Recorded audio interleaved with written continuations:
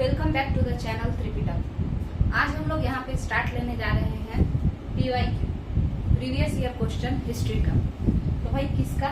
तो सिंधु घाटी सभ्यता, इंडस वैली सिविलाइजेशन, लूसेंट वाला हम कंप्लीट करा दिए हैं। तो लूसेंट वाला मतलब ये मत समझिएगा कि केवल उसमें लूसेंट का ही जो भी लिखा हुआ है वही बताया गया है, ऐसी बात नहीं है। लूसेंट मॉडल यानी जो रट्टू मॉडल होता है ना, जिसमें थोड़ा बहुत पता करना होता है वो सब, और साथ के साथ हम समझाने का भी कोशिश किए हैं। NCERT सीरीज भी हम इसी चैनल पे चला रहे हैं, आप लोग उससे भी देख सकते हैं। तो हम शुरू करते हैं। अभी ये जो है देखिए, ये टॉप 500 हिस्ट्री का जो आपका सीरीज है वो चलेगा। इसमें सिंधु घाटी सभ्यता है और बाकी जो भी है सब हम एड ऑन करते जाएंगे। और रोज हम लगभग 5-10 क्वेश्चन कराएंगे, कभी कभार 20 भी कराएंगे। तो आज जो है, क्योंकि देखिए बोर्ड जो है काफी छोटा हो जाता है तो लिख ही नहीं पाएंगे, तो इसीलिए हम ज्यादा से ज्यादा 10 क्वेश्चन करा सकते हैं और रेगुलर करके, और हम लोग 500 क्वेश्चन लगभग करेंगे। तो स्टार्ट करते हैं। तो इंडस वैली सिविलाइजेशन से यहाँ पे हम लोग देख रहे हैं। पहला क्वेश्चन ये कह रहा है कि मानव समाज विलक्षण है। मानव समाज विलक्षण है क्योंकि वह मुख्यतः अक्षित आश्रित, ये आश्रित होगा यहाँ पे, क्योंकि वह मुख्यतः आश्रित होता है किस चीज पर बताइएगा।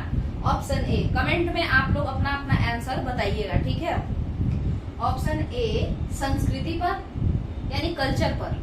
देखिए इसको इंग्लिश में समझते हैं। ये कहता है कि जो सोसाइटी है, ह्यूमन का ही सोसाइटी होता है, कुत्ता उत्ता का तो सोसाइटी होता नहीं है। तो जो सोसाइटी है वो बड़ा अलग है। ह्यूमन का जो सोसाइटी है वो बड़ा अलग है। क्यों? क्योंकि वो बेसिकली किस चीज पे, मेनली वो किस चीज पे डिपेंडेंट है? तो वही है कि कल्चर पर डिपेंडेंट है। कल्चर मतलब कपड़ा कैसा पहनते हैं, खाना कैसा खाते हैं, उस तरीके का। तो संस्कृति पर डिपेंडेंट है, या कि इकोनॉमी पर डिपेंडेंट है, या कि रिलीजन पर डिपेंडेंट है, या साइंस पर डिपेंडेंट है। तो आप लोग बताइएगा कि इसका क्या है। तो देखिए क्वेश्चन कोई भी आंसर बता सकता है ना, मगर अगर धर्म पर डिपेंडेंट है, हम कहते हैं, मान लीजिए हम कहते हैं कि धर्म पर डिपेंडेंट है, तो जरूर ही किसी नॉर्मल इंसान के मन में ये क्वेश्चन आएगा कि आखिर आप कैसे कह सकती हैं कि ये धर्म पर डिपेंडेंट है, क्या इसमें कल्चर का कोई इंपॉर्टेंस नहीं है? तो इसीलिए जो भी है, जो भी आंसर होगा, आखिर वो क्यों होगा, इस पे चर्चा ज्यादा करना है। तो देखिए इसका रियल जो करेक्ट आंसर है वो है अर्थव्यवस्था पर यानी इकोनॉमी पर। अब क्वेश्चन आता है कि क्यों, ऐसा क्यों, इकोनॉमी में इसका क्या खास बात है? तो आप देखिए समझिएगा, शुरू से ही इकोनॉमी, जो भी मानव का ऑक्यूपेशन था, मानव का जो भी व्यवसाय था, ह्यूमन जो भी काम करता था, उसी के बेसिस पर नाम पड़ा है, उसी के बेसिस पर उसके सोसाइटी का नाम पड़ा है ना, उसी के बेसिस पर उसको जाना गया है ना। अभी भी ऐसा ही है, आपके स्टेटस के आधार पर ही आपको जाना जाएगा। बाकी आपका नेचर कैसा है, कितने आप काइंड है, कितने हेल्पिंग है, ये सब फालतू बात हो जाता है सोसाइटी में। सोसाइटी के लिए ये सब उतना मैटर नहीं करता है ना।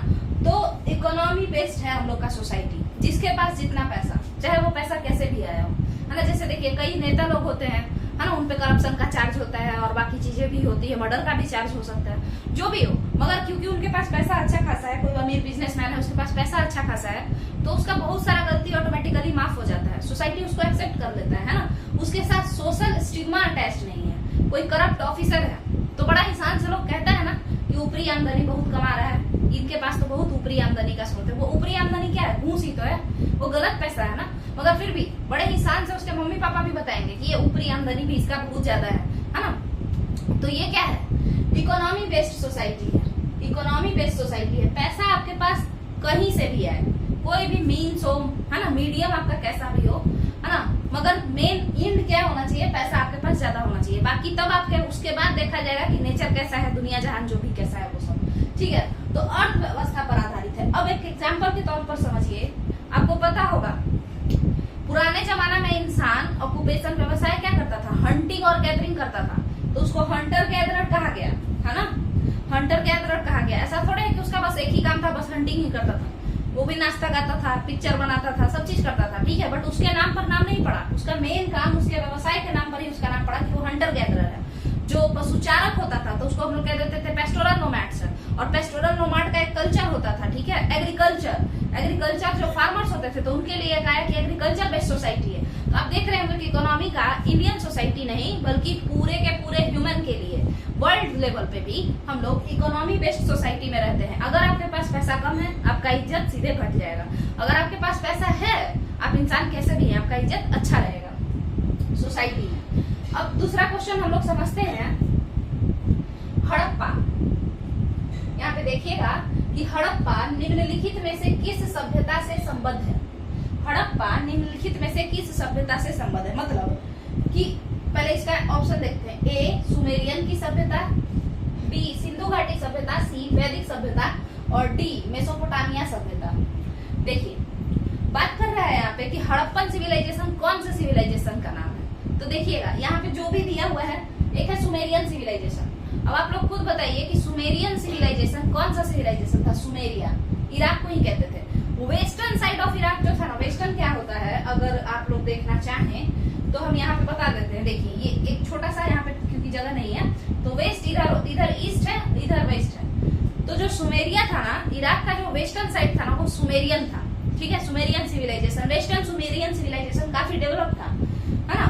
उसी तरीके से आगे समझते हैं। इसीलिए कई सारे ऐसे इतिहासकार, कई हिस्टोरियन है जो कहते हैं कि हड़प्पा के लोग सुमेरिया से आए हैं, जबकि कई ये भी कहते हैं कि मिडिल ईस्ट से आए हैं, वेस्ट एशिया से आए हैं। तो इराक भी वेस्ट एशिया में ही पड़ेगा। चलिए आगे समझते हैं, ठीक है, आगे समझते हैं। तो यहाँ पे क्वेश्चन जो है कि हड़प्पन सिविलाइजेशन कौन से सभ्यता में आएगा, तो इसका आंसर बड़ा आसान है, सिंधु घाटी सभ्यता में आएगा। मगर सिंधु घाटी सभ्यता में क्यों आएगा, क्योंकि सिंधु घाटी सभ्यता का जो पहला साइट था वो हड़प्पा था। अब साइट क्या होता है, तो देखिए कोई प्लेस जो किसी हिस्टोरिकल सिविलाइजेशन के बारे में बताता हो, कोई प्लेस जो किसी हिस्टोरिकल सिविलाइजेशन के बारे में बताता हो तो हम उसे कह देते हैं कि ये साइट है। ज्योग्राफी में उसको लोकेशन कहेंगे, प्लेस कहेंगे, मगर हिस्ट्री में क्या कहेंगे, साइट कहेंगे, है ना। हिस्ट्री में साइट कहते हैं प्लेस को। तो हड़प्पा पहला प्लेस था जो कि सिंधु घाटी सभ्यता के बारे में पहली बार जिससे हमको पता चला, तो इसीलिए हड़प्पा पहला साइट था। तो इसीलिए हम लोग उसको कह दिए कि हड़प्पन सिविलाइजेशन या हड़प्पन कल्चर। अब कल्चर क्या होता है तो आप लोग वीडियो हम दे देंगे डिस्क्रिप्शन में नहीं, आई बटन पे दे देंगे और आप लोग उसको देखिएगा कि कल्चर क्या होता है ना। आगे समझते हैं। सी वैदिक सभ्यता। वैदिक सभ्यता ये सब नहीं होगा। मेसोपोटामिया की सभ्यता जो है उसको समझ लीजिए। मेसोपोटामिया किसको कहते हैं, मेसोपोटामिया का मतलब किसको कहते हैं, कौन से देश का पुराना नाम मेसोपोटामिया है, कमेंट में बताइए। और एक और बताइएगा पर्शिया किस देश का नाम है वो भी बताइएगा। चलिए सिंधु सभ्यता यानी इंडस वैली सिविलाइजेशन संबंधित है यानी रिलेटेड है किससे, प्राग ऐतिहासिक काल से, आद्य ऐतिहासिक काल से या ऐतिहासिक काल से, बताइए। तो प्राग ऐतिहासिक काल यानी pre historic period. Pre historic period कौन सा पीरियड है बाबू, तो वो पीरियड जिसमें क्या होता था, वो पीरियड जिसमें क्या नहीं था, लिखित साक्ष्य उपलब्ध ही नहीं थे।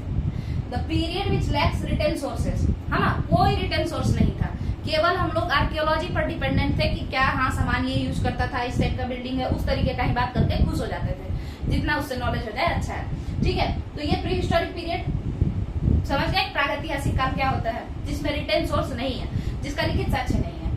आद्य ऐतिहासिक काल यानी proto historic period. Proto historic period में लिखित साक्ष्य तो है, मतलब रिटन सोर्स तो है, बट उसको पढ़ा नहीं जा सका है। लिखित साक्ष्य तो है मगर उन्हें पढ़ा नहीं जा सका है, ऐसे काल को आद्य ऐतिहासिक काल कहते हैं। रिटन सोर्स तो है बट डेसिफर नहीं किए गए हैं अभी तक, तो इसीलिए ऐसे इतिहास के काल को हम लोग प्रोटो हिस्टोरिक पीरियड कहते हैं।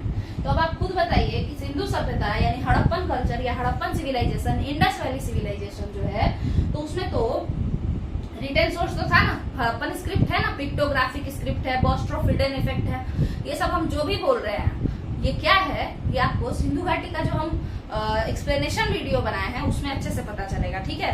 तो यहाँ पे यानी कि इनके पास स्क्रिप्ट है, हड़प्पन स्क्रिप्ट अभी तक का नोन सबसे पुराना स्क्रिप्ट है।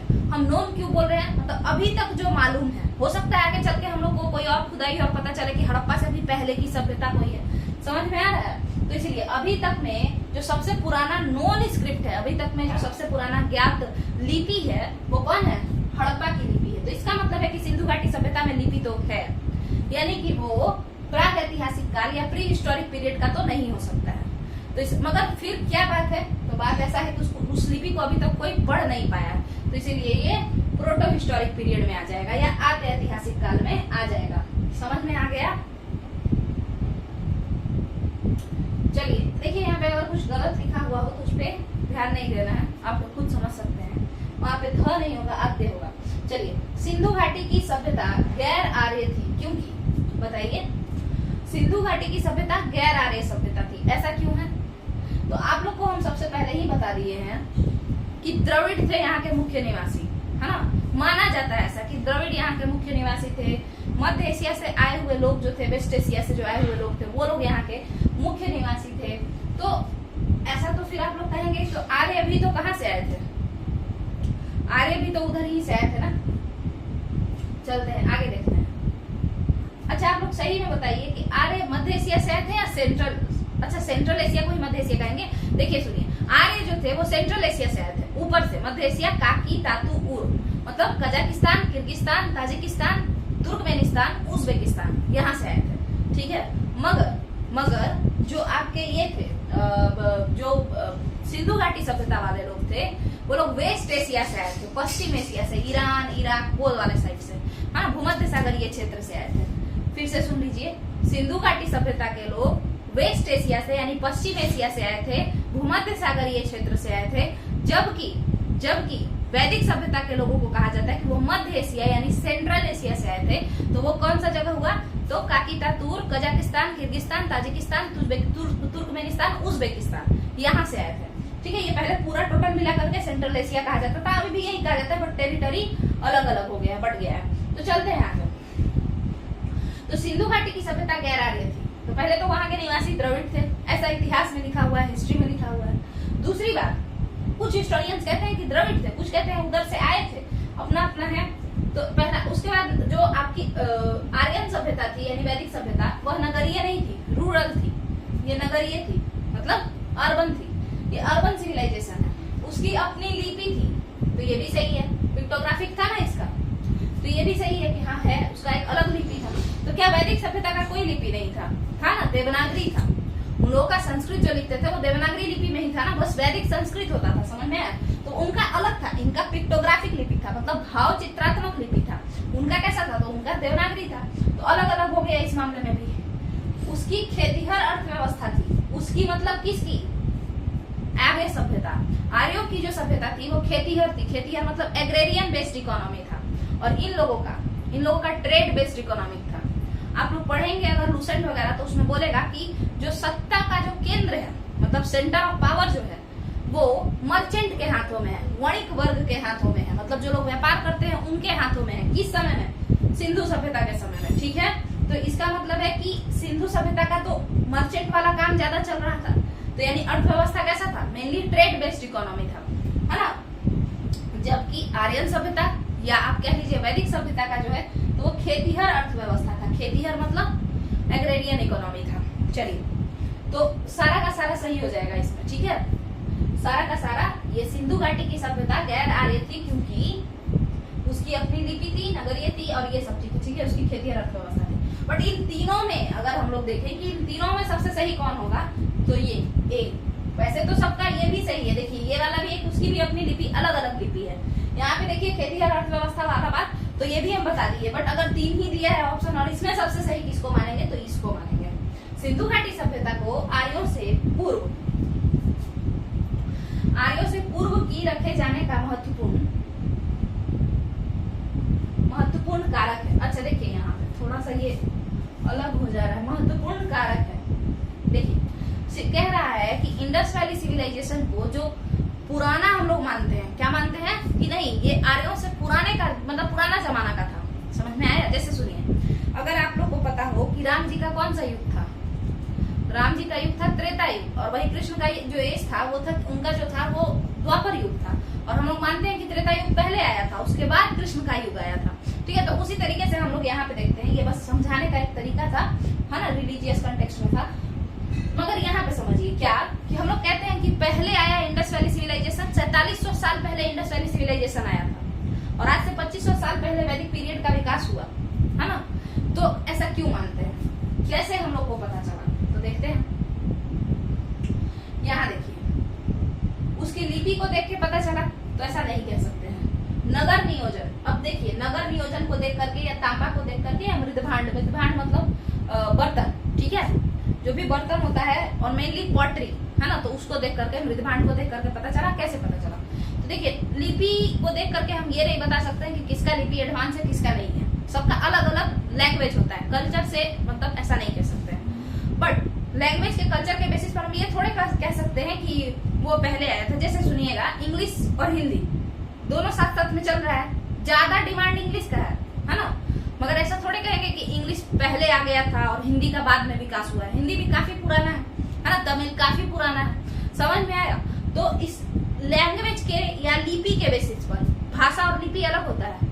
हम बताए हैं ये भी कि भाषा और लिपि में क्या डिफरेंस होता है, लैंग्वेज और स्क्रिप्ट में क्या डिफरेंस होता है। लैंग्वेज बोला जाता है, लिपि लिखने को कहते हैं। जैसे मान के चलिए ये कारक लिखा हुआ है, ये देवनागरी लिपि में लिखा हुआ है, यही कारक KARAK भी लिखा जा सकता है, जो कि रोमन लिपि में हो जाएगा, ठीक है। तो लिपि लिखने की कला को कहते हैं लिपि। आगे समझते हैं, स्क्रिप्ट उसको इंग्लिश में कहते हैं। तो लिपि के वजह से हम नहीं पहचान सकते हैं कि किसका कौन पुराना है कौन नई सभ्यता है। नगर नियोजन एकमात्र ये चीज है जिससे हम ये पहचान सकते हैं कि कोई डेवलप्ड है ना, कोई डेवलप्ड है। बट यहाँ पे देखिए नगर नियोजन की बात करें, अगर कोई डेवलप्ड है तो कई लोग ऐसा सोचेंगे कि हो सकता है कि डेवलप्ड है तो वो उसके बाद आया होगा, मगर ऐसा है नहीं। तो अब कैसे हम मान लें कि नहीं है? क्योंकि नगर नियोजन कोई एक गांव का सभ्यता है। तो कभी ऐसा हुआ है कि कोई पहले शहर था और बाद में गांव हो गया? ऐसा नहीं होता है, गांव से शहर की ओर जाते हैं। बट हम लोग कहते हैं कि नहीं, पुराना है वो। तो क्यों कहते हैं उसको समझिएगा, रॉक डेटिंग के आधार पर कहते हैं। रॉक डेटिंग क्या होता है? जिस तरीके से हम कार्बन 14 डेटिंग से हम लोग पता करते हैं ना कि ये कितना पुराना जीवाश्म है, कितना पुराना फॉसिल फ्यूल है, उसी तरीके से पॉटरी जिस चीज से बना है, जिस चट्टान से बना है, चट्टान यानी चट्टान को अगर जैसे कोई रॉक है और उसको पूरा कूट दिए, पाउडर फॉर्म में बना दिए, तो वो मिट्टी बन जाता है ना। हम ज्योग्राफी में पढ़ाएंगे, जैसे देखिएगा इग्नियस रॉक है तो लाल कलर का ही मिट्टी देगा। जहाँ पे इग्नियस रॉक रहेगा, आग्नेय चट्टान रहेगा, वहां पे लाल कलर का मिट्टी आपको मिल जाएगा और ब्लैक कलर का मिलेगा। वहां पे आपको कभी भी अलुवियल सॉइल देखने को नहीं मिलेगा, ठीक है। तो रॉक से ही मिट्टी बनता है। रॉक जब टूट के घसट के मतलब सेडिमेंटेड फॉर्म में हो जाता है ना, रगड़ा करके, तो फिर हम लोग देखते हैं कि मिट्टी आ गया, ठीक है। तो पॉटरी जिस चीज से बना है ना, जिस मिट्टी से बना है ना, हम उस मिट्टी का एज निकालने का कोशिश करते हैं कि ये पुराना मिट्टी है या नया, माने कंपैरिजन करते हैं, क्योंकि दोनों ही पुराना है, बट देखते हैं कौन ज्यादा पुराना है। तो जब हम दोनों के मिट्टी को कंपेयर किए, उसका एज निकाल के, तो हम लोग को पता चला कि सिंधु घाटी सभ्यता वाला का मिट्टी पुराना ज्यादा है। तो हम जान गए कि इसके पॉटरी को देख करके हम जान गए कि ये जो है बहुत पुराना है, ठीक है। अब ये कौन से मेथड से करते हैं? तो आप लोग पढ़े होंगे कि यूरेनियम 235 से हम लोग चट्टानों के उम्र को ज्ञात करते हैं, यानी कि रॉक का क्या एज है हम लोग यूरेनियम 235 मेथड से जानते हैं। जैसे कार्बन 14 डेटिंग से जानते हैं ना फॉसिल फ्यूल कितना पुराना है, उसी तरीके से सेम टू सेम बात है। यहाँ पे पॉटरी का हम लोग एज देख लेते हैं और खुद ही बता देते हैं कि ये ज्यादा पुराना है। आप लोग समझ गए होंगे। अब आगे समझते हैं। सिंधु घाटी संस्कृति वैदिक सभ्यता से भिन्न थी, क्योंकि सुनिएगा, कह रहा है कि इंडस वैली सिविलाइजेशन वैदिक सिविलाइजेशन से काफी अलग था। कैसे?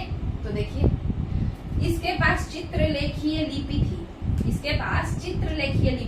तो ये तो सही है, बी ये वाला सही है। इसके पास विकसित शहरी जीवन था, तो ये भी सही है, ए भी सही है। इसके पास लौह और रक्षा शस्त्रों के ज्ञान नहीं था, शास्त्र। तो देखिए यहाँ पे कह रहा है ये तो नगर नियोजन था, यानी कि कैसा था? नगर नियोजन था यानी टाउन प्लानिंग था, तो ये तो बात सही है, टाउन प्लानिंग लोगों का जबरदस्त था। उसके अलावा इनका पिक्टोग्राफिक स्क्रिप्ट था, ये भी सही है। चित्रलेखीय लिपि, भाव चित्रात्मक इसको कहते हैं, ठीक है। भाव चित्रात्मक मतलब क्या होता है? चित्र के आधार पर भाव को समझना, क्या हम एक्सप्रेस करना चाहते हैं। जैसे मान के चलिए आप किसी से बात कर रहे हैं और आप उससे नाराज हैं, ठीक है। आप अपने किसी फ्रेंड से बात कर रहे हैं और आप उससे नाराज हैं, तो हम लोग वो गुस्सा वाला इमोजी जो होता है उसको भेजते हैं, सेंड करते हैं, है ना। और खुश है तो दांत जो उसमें हंसते रहता है, दिखाते रहता है दांत, तो उसको भेजते हैं। तो वो चित्र है, वो एक पिक्चर है जो कि मेरे फीलिंग्स को एक्सप्रेस कर रहा है। तो इसीलिए इस टाइप के लिपि को हम लोग, इस टाइप के स्क्रिप्ट को हम लोग भाव चित्रात्मक लिपि कहते हैं, पिक्टोग्राफिक इफेक्ट कहते हैं, पिक्टोग्राफिक स्क्रिप्ट कहते हैं। चलिए, तो ये तो सही सही है। और ये देखिए तीसरा नंबर, इसके पास लौह और रक्षा शास्त्रों के ज्ञान का अभाव था। आपको पता है आयरन एज हम लोग वैदिक पीरियड को कहते हैं, क्योंकि उससे पहले आयरन का खोज ही नहीं हुआ था। समझ में आ गया होगा। तो ये भी सही है, इसके पास इन सभी चीजों का नॉलेज नहीं था। सिंधु घाटी सभ्यता में यानी इंडस वैली सिविलाइजेशन में के लोगों को इन सभी चीजों का नॉलेज नहीं था। तो यहाँ पे तीनों ही बातें सही हो गई। अगला समझते हैं, हड़प्पा संस्कृति की जानकारी का प्रमुख स्रोत है, बताइएगा। शिलालेख। शिलालेख मतलब क्या होता है, किसी पत्थर पे अगर आप लिखते हैं तो उसको शिलालेख कहते हैं। इसको एडिक्ट्स भी कह सकते हैं, है ना। इंस्क्रिप्शन लिखने को कहा जाता है। सुनिएगा ध्यान से, एक बहुत इंपॉर्टेंट बात। कुछ लोग शिलालेख और अभिलेख को एक समझ लेते हैं, ठीक है, यानी इंस्क्रिप्शन को और एडिक्ट्स को एक समझ लेते हैं। सुन लीजिए इसको।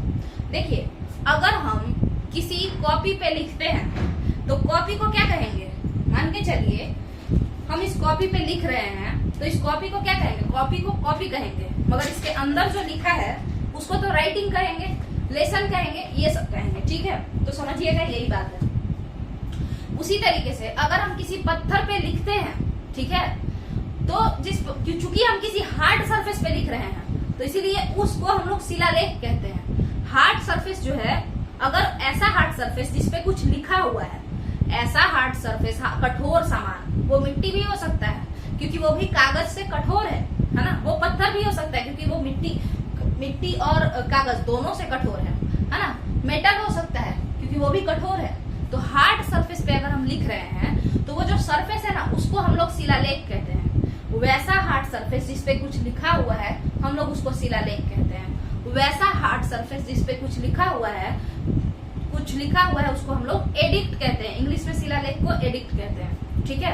और इसके स्टडी को एपिग्राफी कहते हैं। समझ में आया। इसके स्टडी को एपिग्राफी कहते हैं। हार्ड सरफेस पे जो लिखा हुआ है, अगर आप उसको पढ़ने का कोशिश करते हैं तो ये जो स्टडी है, ये जो सब्जेक्ट है, इसी को हम लोग एपिग्राफी कहते हैं। तो आपको अब समझ में आ गया होगा। और इंस्क्रिप्शन क्या होता है, तो सुनिए। कागज पे लिखना राइटिंग कहलाता है, ठीक है।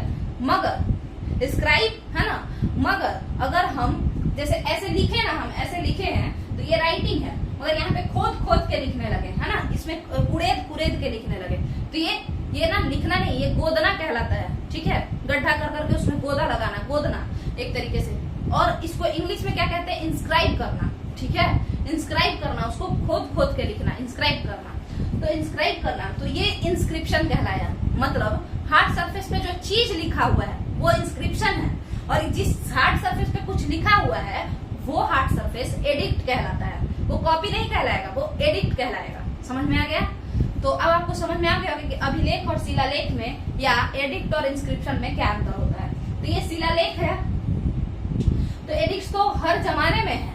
मौर्यन काल में भी हम लोगों ने देखा, मौर्यन एज जब चला, मौर्यन पीरियड, है ना, तो उस समय भी अशोक बहुत सारा शिलालेख लिखवाए, अभी मतलब एडिक्ट्स लिखवाए, ठीक है। समझ में आया। इंस्क्रिप्शन एडिक्ट्स ये सब। पक्की मिट्टी की मुहरों पर पता चला, अंकित लेख से पता चला। अब पक्की मिट्टी की मुहरों पर कुछ लिख दो।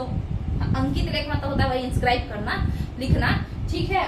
तो पक्की मिट्टी का है, टेराकोटा अगर सील है और उसमें तुम कुछ लिख दिए तो वो भी लिखने से क्या पता चलेगा, वैसा बहुत सारा है, ठीक है। पुरातात्विक खुदाई से या उपर्युक्त सभी से। तो सबसे ज्यादा जिससे पता चला है वो ये है, क्योंकि ये जो भी है पुरातात्विक खुदाई, पुराना सामान को देख करके हमने पता किया है कि जो सिंधु संस्कृति है, जो इंडस वैली सिविलाइजेशन या जो हड़प्पन कल्चर है, वो कैसा था। ये सबसे ज्यादा हम उनके पुराने सामान को देख करके, आर्कियोलॉजिकल एविडेंसेज को देख करके, पुराने सामान, पूरा तत्व मतलब होता है पूरा माने पुराना, और तत्व मतलब सामान जो वो लोग यूज करते थे पुराने जमाने में, तो उसको देख करके हम लोग पता किए हैं। अब एक क्वेश्चन सीटीटी में आया था क्या, कि पुराना सामान जहाँ पे मिलता है उसको क्या कहते हैं, साइट कहते हैं, ठीक है। पुराना सामान जिस जगह पे मिला है किसी सिविलाइजेशन का, तो हम उसे साइट कहते हैं। तो क्वेश्चन पूछा था कि साइट्स कहाँ से मिले थे। तो हम इसको रब करते हैं, उसके बाद हम लोग एक दो क्वेश्चन और देख लेते हैं थोड़ा। देखिए वो बोला कि साइट्स कहाँ से मिले थे, ठीक है। इसको देख लीजिए, कहता है कि साइट्स कहाँ से मिलते हैं। तो बताइएगा, क्वेश्चन ये था कि साइट्स कहाँ से मिलते हैं, और ऑप्शन में था कि केवल लैंड ओनली, या फिर धरती के अंदर, ठीक है, अंडरग्राउंड ओनली, या फिर पानी में, वाटर ओनली, वाटर ओनली, है ना, या फिर तीनों, तो कौन सा होगा? तीनों ही होगा, ठीक है।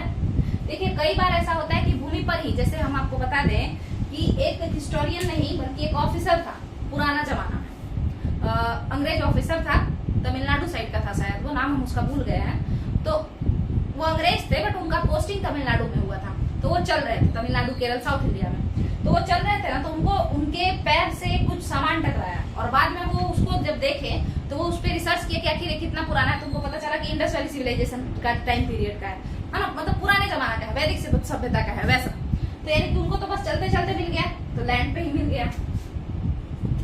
कई बार हम लोग देखते हैं कि हम लोग कुछ खोद रहे हैं और उसमें से कुछ सोना का सिक्का निकल गया, कोई सिक्का निकल गया, या एक्सकेवेशन, जितने भी आर्कियोलॉजिस्ट हैं वो क्या करते हैं, खुदाई करते हैं ना, अंदर अंदर तक खुदाई होता है, एक्सकेवेशन उसको कहते हैं, है ना। तो वो अंडरग्राउंड से मिला, है ना, वाटर ओनली। कई बार ऐसा होता है कि साइड्स जल में भी मिल जाते हैं, जल यानी पानी के अंदर। कैसे? अब कैसे होता होगा कि सामान पानी के अंदर से ऑब्जेक्ट्स निकल रहे हैं, ऐसा कब होता होगा, क्यों होता होगा? तो समझिएगा आप लोग, अगर थोड़ा सा माइथोलॉजी के बारे में जानते होंगे तो आप लोग सुने होंगे कि द्वारका जो था वो डूब गया था, है ना, द्वारका नगरी डूब गई थी, तो डूबने के बाद उसका सारा सामान भी डूब गया होगा बाढ़ आने की वजह से, तो अंदर से मिलेगा। अब ये तो माइथोलॉजिकल बात हुआ। तमिल लिटरेचर में एक हुआ था ना कि संगम लिटरेचर था, तो संगम लिटरेचर मतलब एक बार तमिलनाडु में ग्रुप ऑफ पीपल बैठे, बड़े बड़े मतलब महान लोग, और वो लोग बैठ करके एक कुछ लिखे, जैसे महाभारत रामायण जिस तरीके से लिखा गया उसी तरीके से वो लोग भी कुछ लिखे, जैसे तोलकापियम ने तोलकापियर लिखा, ये सारी चीजें, मतलब सब लोग अपना अपना बुक वगैरह लिखे, ठीक है। अब वो ना मदुरई में लिखा गया, ठीक है, और उस समय मदुरई को मदुरा कहते थे और 2 भागों में बांटे हुए थे, उत्तर मदुरा, दक्षिण मदुरा, ठीक है। और ऐसा माना जाता है कि वो जो पूरा लिखा है ना, उस पूरे साहित्य को संगम साहित्य कहा गया, ठीक है। उसके बाद भी संगम साहित्य लिखा गया, बट उसको भी कहा गया। तो कहा जाता है ऐसा कि वो जो संगम साहित्य में उस समय जो लिखा गया ना, दक्षिणी मदुरा में एक बार संगम साहित्य हुआ और वहां पर कुछ कुछ लिखा गया, और साउथ मदुरा बाद में पानी आने की वजह से डूब गया। तो जो भी लिखावट था वो उसके साथ दह गया, जो भी सामान था वो सब दह गया। तो आप लोग बताइए कि इसका क्या मतलब हुआ? इसका यही मतलब हुआ ना कि अगर अब नीचे जाकर के पता करें तो हो सकता है कि वो सारा सामान मिल जाए, तो वाटर में भी मिल सकता है। तो यहाँ पे कुछ क्वेश्चन हम अच्छे से एक्सप्लेन करने का कोशिश किए। अगर किसी को कुछ नहीं भी पता होगा कुछ, तो हम थोड़ा बहुत कॉन्सेप्ट को भी ले आए। वैसे तो हम एक एक्सप्लेनेशन वीडियो डाले ही हैं और आगे भी डालते रहेंगे और क्वेश्चंस भी कंप्लीट करवाते रहेंगे। एक लूसेंट मॉडल चलेगा और एक एनसीईआरटी सीरीज चलेगा, सारा इसी चैनल पे चलेगा। और उसके साथ साथ बिहार स्टेट का जो मतलब ये है, बिहार का जो स्टेट सीरीज है जिसमें बिहार से रिलेटेड हिस्ट्री, बिहार का ज्योग्राफी, ये सब हम लोग देखेंगे, ठीक है। तो वो सारा हम इसी पे कराएंगे। तो अगर आप लोग को ये वीडियो पसंद आया हो, चैनल को सब्सक्राइब कीजिए, लाइक एंड शेयर जरूर कर दीजिएगा। चलिए वीडियो को लाइक कर दीजिएगा और शेयर कर दीजिएगा। चलिए थैंक यू।